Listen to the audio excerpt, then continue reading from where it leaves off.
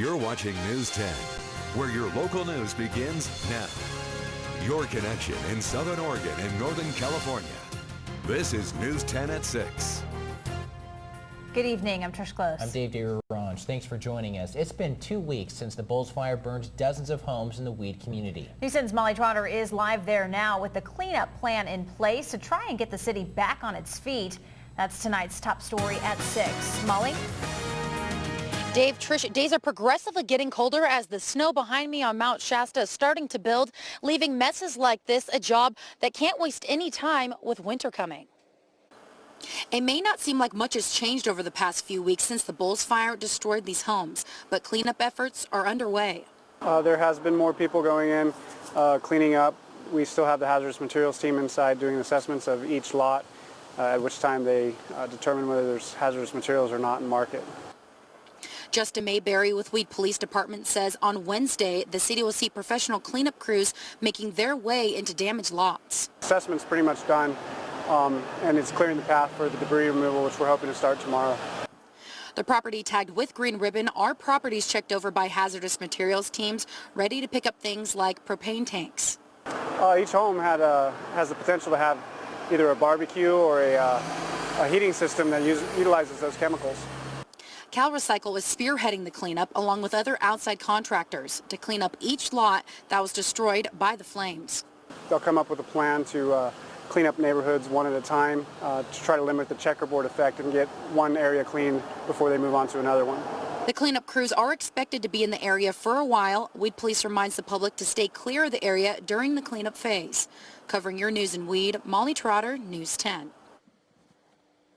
Again, those crews are expected to be here sometime tomorrow, and the Weed Police Department didn't say exactly when they're going to show up, but it's going to leave neighborhoods like this, give them a well-needed facelift in the coming weeks.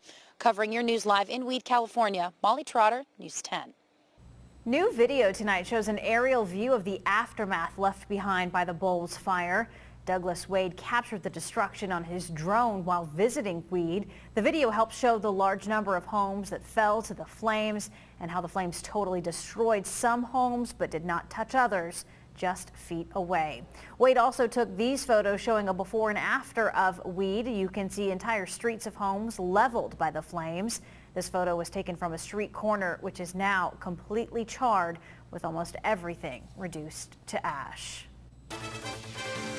The Bulls fire took its toll on the budget of services of Siskiyou County. The Board of Supervisors met today to try to balance their money plan. Sheriff's Department says they used over 40% of its cash dealing with multiple wildfire evacuations and road closures. Sheriff John Loper says the lack of money may jeopardize jobs at his office. The county's really not in a position to give me more money, so what I'm going to have to do is I'm going to have to somehow absorb that in my budget, which means, I may have to freeze a position. The July Complex, Happy Camp Complex, and Bulls fire contributed to the high price tag. State grants and help from the U.S. Forest Service are expected to help reimburse some of the costs. To follow the road to recovery in Weed on our website, go to KTVL.com. Had a little bit of rain overnight. That's helping keep fire danger from rising. News 10 meteorologist Kevin Lawless is here with a quick look at your weather. Kev. That's right, guys. The cold front moved through last night, and we did see some cloud cover and a few sprinkles. The shower activity didn't amount to a lot of rain, but the cool down and the increased moisture content of the air is going to definitely help with the firefighting efforts. But now the skies are clearing, temperatures will fall dramatically, and as a result, we have freeze warnings up for much of Klamath Lake and Modoc counties through tonight into early tomorrow morning, and frost advisories up for much of Northern California, including portions of Siskiyou County. Meanwhile, the shower activity is all well to the north of us at this point. We expect to see sunshine for the next several days, starting tomorrow and lasting all the way through the weekend. Daytime highs over the next few days closing in on normal, around the mid-70s for most of us, but by the time the weekend rolls around, we'll see highs around 80. Talk about the details of that when we come back in just a little while. Kevin, thanks. Download the News 10 app to check Kevin's forecast throughout the day. It works on both Apple and Android smartphones. Klamath County Sheriff's Department needs your help finding a man accused of arson. Deputies say last night, Stephen Wise intentionally set a home on fire with 2 people inside. Wise is on the run. He's described as a white man, 6'2", 170 pounds. If you see him, call the Klamath County Sheriff's Office. Klamath County deputies also searching for this tractor. Sheriff's office offering a $1,500 reward to anyone with information leading to whoever's responsible. The suspect took the farming equipment 2 weeks ago, and it hasn't been seen since. Oath on campus, convicted of murdering an Ashland man last year. News 10's Darren Nielsen spoke with one of Damiano's friends about Campos' guilty plea in court today. We've provided all the discovery, all of the information, and his attorney contacted us and said he was interested in changing his plea. Jackson County District Attorney Beth Heckert says she did not expect Oath on Campos to change his plea prior to a trial. Heckert says Campos could now face life in prison. Co-defendant Merlin Bound III still has a trial set for 2015, so a trial for now may still be on the court calendar. I think it does give some peace of mind to the family when people take responsibility and plead guilty. One person getting peace of mind and relief over the guilty plea is Camelot Theater Artistic Director Livia Janice. I don't know how you live with yourself if you're lying about something that basic. We're here to serve each other. We're not here to kill each other. And I'm glad he finally is owning up to it, and it's not going to be a big drawn-out trial. Janice says she knows Frank Damiano as Tony De La Pena, and she was shocked when she heard about his death. She says he came to the theater and talent regularly and always had a big smile on his face. She also says he always looked to serve others and help anyone he could, which may have gotten him into trouble. We were just waiting to hear who and why, but we kind of figured it's because Tony had a huge heart. He opened his heart and obviously his house to people that perhaps he shouldn't have. County officials claim Campos and Bound III went to Damiano's house to rob it, but ultimately ended in Damiano's death. Janice says a resolution to this case will help everyone who ever knew Damiano. I'll be glad when the whole thing's over and we can all rest in peace about this, that the event is, it's all been, it's the closure. We all need that closure. Covering your news, Aaron Nilsson, News 10. Co-defendant Merlin Bound will stand trial in Jackson County beginning January 20th. Campos will then be sentenced 10 days later on January 30th. After we posted the judge's decision to our Facebook page, our News 10 Facebook fans chimed in. Linda says she's glad he admitted it. Amy posts she hopes he still thinks it was worth it. Post your thoughts on the case. Like News 10 on Facebook and leave a comment on our page. New tonight, we're learning more about the grievance filed against the Sheriff's Office in Jackson County. We told you last week about former Lieutenant Bob Sergi and his fight to get his job back. Tonight, how that process got started. News 10 obtained documents from Jackson County Council regarding a request to use the grievance procedure. According to an ordinance in Jackson County, an employee who is dismissed as a result of a disciplinary termination shall be considered terminated, not in good standing. Sergi was fired from his position back in July. A few days later, he filed a grievance with Jackson County for wrongful termination. In an interview with Sergi back in July this year, he says the reason he was fired was simple. Oh, it was a retaliation for running against him for sheriff. There's no doubt about that. There are several steps when filing a grievance in Jackson County, including discussing the issue with Sergi's immediate supervisor. That supervisor was Lieutenant Danny Penland. In a letter to Joel Benton, Jackson County Council, and Sheriff Mike Winters, Sergi's attorney states, "It is absolutely clear, based on Sheriff Winters' termination letter of July 14, 2014, that there is no nexus between the alleged charge against Mr. Sergi and his termination. Accordingly, the termination is unlawful and must be overturned." And as we reported last week, Bob Sergi won that legal battle and was reinstated as lieutenant for the Jackson County Sheriff's Office. He instead decided to take a severance package and resign. It's been a rough year for Bob Sergi. In April, he found himself in the middle of an investigation by the Department of Justice, accused of using addresses from an employee's roster to get campaign funds. In May, though, the DOJ cleared him of any wrongdoing. Then in July, as we mentioned, Sergi was fired from his job at the Sheriff's Office. He told News 10 he believes it was retaliation for running against his boss, Mike Winters, in the May primary. Within 10 days of that termination, he filed a grievance against the Sheriff's Office. Still ahead tonight on News 10 at 6. Officers tase and beat a man after pulling him over for drunk driving. The ruling a judge made this week after the man says he was unlawfully beat up. Plus, the University of Oregon has a new hire to speak to athletes about sexual assault. The criminal past, professors say, was overlooked when hiring the new employee.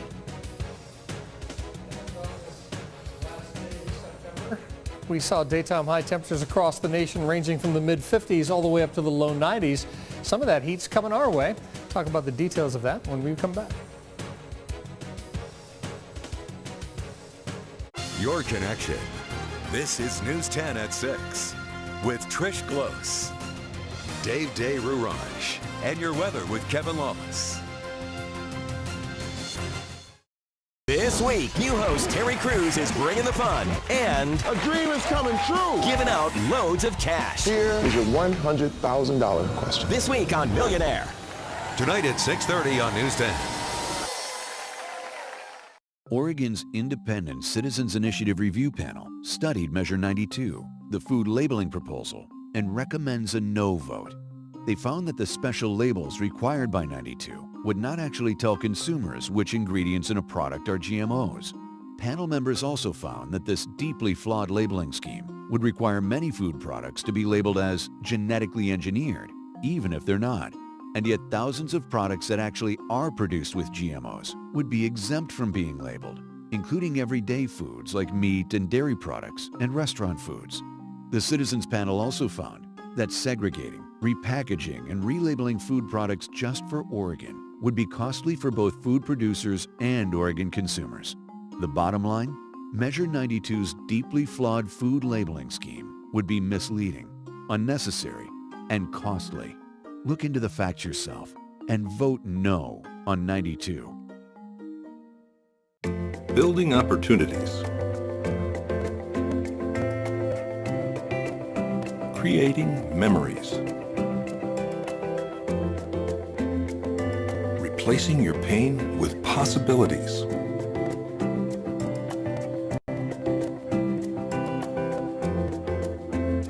Providence Medford Medical Center. Total joint replacement. Creating healthier communities together. At News 10, your health matters. Feel better. Improve your health with News 10's Libby Dowsett as she learns about your health from local medical professionals. Every Wednesday on News 10 at 6. Stay informed about your health matters. Brought to you by Asante.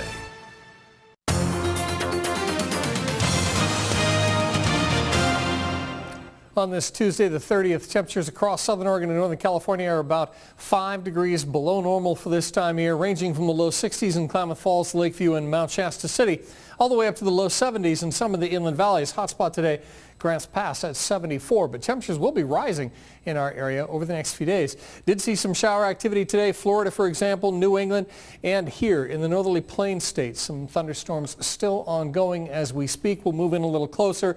Right now, the line stretches from Minneapolis to Kansas City, and there's another band moving up toward Bismarck, North Dakota. This system is the same area of low pressure that brought us some clouds and rain over the last few days, but obviously it's well to the east at this point. Fortunately, no reports of any really severe weather out of that thunderstorm line in the form of tornadoes, but certainly some reports of hail, gusty winds, and rain. Meanwhile, here in the Pacific Northwest, clouds and showers to the north and to the east of us. Cold air left behind the front, still moving in the backside of this system, especially right here in southern Oregon and northern California. Local radar at this hour shows a couple of clouds and a few weak radar returns up to the north of us, up into Douglas County and beyond. But for the most part, skies are starting to clear out. And as a result of the clearing skies and the cold air left behind, combined with radiational heat loss later tonight, we're going to see some chilly temperatures, especially out on the east side, all the way down to the mid-20s perhaps in Lakeview. So we do have a freeze warning up for the Klamath Basin tonight, Klamath, Lake, and Modoc counties, and we have a frost advisory up for portions of Siskiyou County tonight, including the Wairika area. So overnight lows are going to be chilly throughout the entire region except at the coast. Will they be around 50, 55? At the coast tomorrow, lots of sunshine. Daytime highs ranging from the mid-60s in Crescent City, for example, and Port Orford, all the way up to the mid-70s in Brookings. Beautiful day there today. Expect that trend to continue. A little offshore wind helping push some warm, dry air down the Chetco River Valley toward Brookings and Harbor. And when that happens, you get some beautiful weather even late in the year. East of the mountains, lots of sunshine. Daytime highs ranging from the low 60s to the mid-60s. Klamath Basin, Klamath Falls, for example, McDowell, maybe even a touch warmer, up around 67, 68 degrees there. Sunshine in the mountains, mid-50s at Crater Lake, near 60 at Lake of the Woods, and near 70 at Prospect. Be a bit breezy, but not as bad as it has been. Lots of sunshine in the valleys of Northern California. Low 70s in the Weed, Mount Shasta area, all the way up to the low 80s in Happy Camp and Fort Jones. Look for sunshine in the Rogue, Illinois, and Applegate as well. Daytime highs there in the mid-70s. That's still about 5 degrees below normal for this time of year, about the same as we had today, but still quite pleasant, and warmer weather is coming. 7-day forecast for Brookings shows daytime highs in the 70s, at times upper 70s for the next several days. In fact, the weekend looking fantastic, 75 to 80. Klamath Basin also sunny and warm. Daytime highs near 80 Friday, Saturday, Sunday, and Monday, but over the next couple of nights, temperatures will be cold, around 30, 33 tonight, tomorrow, and Thursday night, so be careful out there. Same for Northern California. Lots of sunshine, daytime highs in the mid to upper 80s for the weekend. Rogue, Illinois, and Applegate, daytime highs about the same, maybe even a degree or two warmer. We're calling for highs near 90 Friday, Saturday, and Sunday. I look forward to wearing my hoodie a little bit more. Yes. That's what I like. Dave looks good in a hoodie too, so. I do. I'm humble about it. I just immediately want to accuse you of a crime when I see you in a hoodie. Hey! Kevin. Was that profiling? Yes, a little bit. Thank you, Kevin. You bet. Up next on News 10 at 6, let's talk about some more other perpetrators, perhaps. Fake money circulated in your town. Who officers think may be behind the funny money? Coming up in Crime Stoppers on News 10 at 6. Do you know why most people don't like shopping for cars? Because dealerships pay on commission. They want you to buy the fanciest thing on the lot, because the more you spend, the more they make. But TC Chevy doesn't pay on commission, ever. And we'll never pressure you to buy because TC Chevy is family owned. Our only incentive is to put you in the car or truck that's right for you, so you come back again and again. TC Chevy, off I-5, exit 19 on the Medford side of Ashland. New Rock 96.9 The Rogue with free beer and hot wings in the morning and the most new rock all day. 96.9 The Rogue. Introducing the great new taste of Sicily's Italian plates, starting at just $8.95. Prepared by hand and served with homemade sauces made from scratch every day. Now you can enjoy casual dining Italian style every night of the week. Come in tonight for a delicious Italian meal starting at just $8.95, only at Sicily's. Sicily's is located in the McAndrews Marketplace at the intersection of Poplar and McAndrews in Medford. I'm an Oregon farmer, and I take pride in the food I grow, and I want you to be able to trust the food you feed your family. Measure 92 with label genetically engineered food, which will help Oregon farmers. Jackson County banned these crops. We should at least label them. Labeling helps family farmers by letting people know the difference between traditional food we grow and food genetically engineered in a lab. Hundreds of Oregon family farmers support labeling and believe you have the right to know what you're eating. Vote yes on Measure 92. When you hear the words Honda and clearance in the same sentence, you've got to move quick. Right now at Cascade Honda, it's time to, well, clear out all the remaining Hondas. There it is again. Honda and clearance in the same sentence. You can save a bundle on one of the best and most versatile cars on the road today. And you know, no one's going to treat you better than your friends at Cascade Honda. Honda clearance, fully translated, means win-win. Cascade Honda, your only hometown dealer.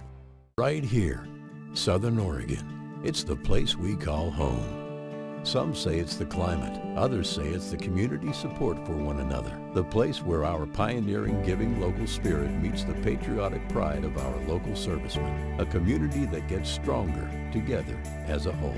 Since 1956, Rogue Credit Union has been right here in our town. Owned by the members and focused on the members. We're more than an auto loan. We're Rogue Credit Union. Living local. It's a Rogue thing. Your connection to Crime Stoppers is Rogue Credit Union. Stay connected to KTVL.com with any of our smartphone and pad apps. Get your News 10 on the go. Brought to you by Lazy Boy. In tonight's Crime Stoppers, Grants Pass police looking for who's circulating fake $100 bills. Officers say they've already made one arrest, but others could still be involved in the funny money scheme. Law enforcement in Medford and Jackson County have also seen some of the bills in stores across the Rogue Valley. Really just want to raise the awareness, and anybody that comes across somebody with one of these bills, please call law enforcement right away so we can try to get out and figure out who's using these things and track these folks down. Officers say to make sure your $100 bills have the security strip and watermark. For more information on how to spot a phony bill, go to our website at ktvl.com. Tonight's case number is today's date. That's 093014. If you have any information on the counterfeiters, call Crime Stoppers at the number on your screen. Depending on the case and information given, Rogue Credit Union will pay up to $1,000 for information leading to an arrest and filing of charges. And as always, you can remain anonymous. Coming up on News 10 at 6, officers beat and tase a man multiple times while on the ground. You can't just break a man's life like this. The amount of cash the man won this week in a police brutality case coming up in just a bit on News 10 at 6. If you've been injured through no fault of your own, make Schlesinger and de Villeneuve your first call. There's no risk or obligation. And if we don't win, you don't pay our fees. Schlesinger and de Villeneuve. Call now and let us fight for you. I just upgraded and got all the best new apps and features. And in 2 years, I'll upgrade again to the latest Toyota. With affordable 2-year Toyota Care leases, you can upgrade to all the latest Toyota technology and safety advances as often as you update phones. And it includes no-cost maintenance throughout. Right now, get a new Camry for just $199 a month for 24 months. In the Northwest, we go with the latest and greatest. Toyota, let's go places. We're proud of our Southern Oregon success story, and Senator Alan Bates is working to create more stories just like ours by standing up for small businesses, not just big corporations. He's made it easy for small businesses to get access to financing and tax credits so they can create jobs. Alan Bates stood up for our small business, and that's why we stand with Alan Bates. How do we make progress in Southern Oregon? By using common sense to find common ground. If you're applying for Social Security, having the right attorney can make the difference between getting your benefits or being denied. Schlesinger and de Villeneuve will guide you through these difficult times. And if we don't win, you don't pay our fees. CBS Tonight. A dangerous game is being played throughout the city. The game master has been putting up puzzles all over town. You know who's behind it? Could be one of any number of potentially dangerous entities. The only way to win. You playing too? They're tracing our location. Drive is not to play. If you win this game, you will be walking into grave danger. I'm going to win. No one seems to know what happens when you get to the end. New Person of Interest. CBS Tonight, 10/9 Central. Your news and your weather are always free at KTVL.com. In tonight's Tuesday Talk, a Portland man awarded $500,000 in a police brutality case. Catherine Cook spoke to Portland's mayor, who doesn't necessarily agree with the jury's decision. Definitely elated by it. It was great. Jason Cox is celebrating a $562,000 victory. A jury found 3 Portland police officers committed battery against Cox during a June 2011 traffic stop in southeast Portland. A security camera recorded the encounter. The video, presented as evidence, shows officers instructing Cox to take a field sobriety test. Suddenly, one officer pushes Cox to the ground before police punch and tase him multiple times. Police say Cox had been uncooperative, aggressive, and was resisting arrest. These photos show Cox's black eye and chipped tooth. Cox also says a shoulder injury has kept him from returning to his job as an iron worker, where he made $33 an hour. It's all just brand new, but definitely got to find a new career now, so this money will help a little bit with that. The community came together, they heard all the facts, and they said clearly that what happened here was not okay, and you can't just break a man's life like this. The mayor's office released a statement which read, "While we don't agree with the verdict, we appreciate the jury's time and consideration of the evidence, and we respect the court's process. Since the incident occurred in 2011, the Police Bureau has changed its use of force policies and has focused training on de-escalation. Mayor Hales is continuing to work with the Bureau to improve relations with the community." It would be nice if cops had a body camera. I don't think this would have ever went to as far as it would have if they would have had cameras on. Cox hopes the money he won will help fund his training in a new career path. Now, we asked you, our News and Facebook friends, if the jury's decision seemed fair. Jason says he should have been given more money and that he would sue too. Travis Post, resisting arrest is not a reason to hit someone, and causing physical harm is overreacting. But Joe argues he would have tased the man twice. Alyssa says she's glad at least the cops got some sort of consequence because they're out of control. Now we want to hear what you have to say about this and other stories. Just like News 10 on Facebook and comment on our story labeled Tuesday Talk. Your post could then show up here in next week's broadcast. Coming up on News 10 at 6, hiring a sex offender to speak to athletes about sexual assault. And I think that this is a huge, huge red flag. The sexual crime the student-athlete mentor is accused of that has university faculty raising red flags. Next on News 10 at 6. Carl's Jr. biscuits are born from scratch each morning, and minutes later, die a delicious death. The made-from-scratch sausage, egg, and cheese biscuit. 2 for only $3. Now at Carl's Jr. Alan Bates has been in the Oregon legislature longer than it takes to go from first grade through high school.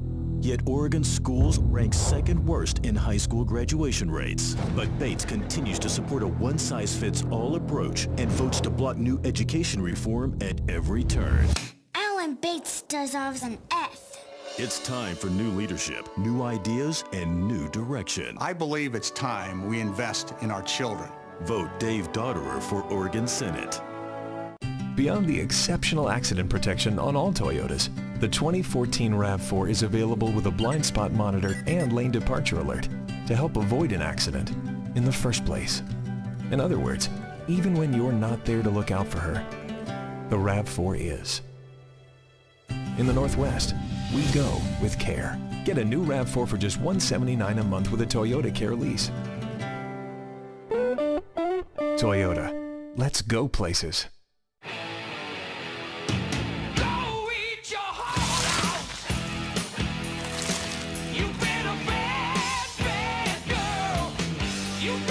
The Big Carl Combo, now just $5 at Carl's Jr.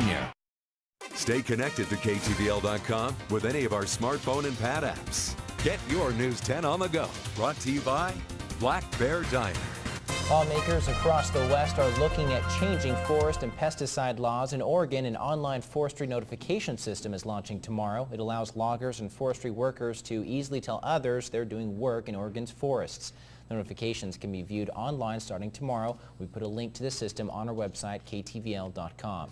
And across the state line, California is setting strict guidelines on pesticides being used in schools. A new law makes sure schools report to the state if pesticides are used on campus. It requires anyone applying pesticides near schools to have yearly training on using it safely. Governor Jerry Brown signed the bill into law yesterday. Developers releasing a new app after California's governor approved a yes means yes law. The state rule requires 2 people to give each other a clear yes before having sex. The app is called Good to Go and asks if you give consent to have sex and how drunk you are. It's sober, or you can answer I'm mildly intoxicated, I'm intoxicated but good to go, or I'm wasted. And if you choose the last one, you will not get consent through our app. The app is only intended to show 2 people at one time agreed to their actions. Creator says her college students inspired her to make the app since most of them were friends with someone who had been sexually assaulted. Faculty at the University of Oregon not happy about the school's decision to hire a convicted sex offender to speak to student athletes about sexual assault. Joe Douglas got a copy of the employee's contract which shows part of his controversial past. In fact, his only credential was that he's a convicted sex offender. I don't think that that's enough. U of O Professor Carol Stabile is a co-chair of the Faculty Senate Task Force on Sexual Violence, which formed after 3 Duck basketball players were accused of sexual assault last spring. She was outraged when she recently learned the school hired Adam Ritz in May of 2013. And I think that this is a huge, huge red flag. These are photos from Ritz's Facebook page and website. He was paid $4,000 to speak to the football team about alcohol and sexual assault awareness, topics he's all too familiar with. Ritz was convicted of sexual battery 10 years ago after a woman who babysat his kids accused him of sexual assault. He lost his job as a radio DJ in Indiana, but went on to give talks about how to stay out of trouble at universities throughout the country. He's also spoken to NFL teams. In the talks, he does bring up his conviction, but critics like Stabile don't like his message. The message that he sends is that this can happen to anyone, and I simply don't believe that the particular crime he was convicted of is something that can happen to anyone. Stabile's not alone. Faculty and students have slammed administrators at other schools that have hired Ritz. Ritz's website, however, features more than a dozen letters of recommendation from other schools. His sexual assault conviction is brought up on the site in small print. Who would you like to see speak to athletes? Having someone who has a sense of research on sexual violence and research on education, I think that those are really important. I think that those are the kinds of people that a research institution hires. Our sister station in Portland tried to contact Ritz for comment, but they have not heard back. Stay with us. We'll be right back with another look at your News 10 7-day forecast. Remember this? We've been creating a huge national debt, now 10 trillion plus debt that our children are going to have to repay. That's why Oregon sent Jeff Merkley to Washington. 6 years later, Merkley and the administration have added 7 trillion more. Our children, they'll be writing checks to China. Jeff Merkley said he'd be different. He isn't. Oregon needs effective, accountable leadership. We can't afford Jeff Merkley. Freedom Partners Action Fund is responsible for the content of this advertising. The Oregon Department of Forestry leads the way in protecting one of our most valuable resources. Follow their lead. Observe restrictions on power equipment and debris burns. This message brought to you by your friends at All Care PEP. February 6, 2003. Mary Allen bowls her first frame ever and throws a strike in the lane next to hers.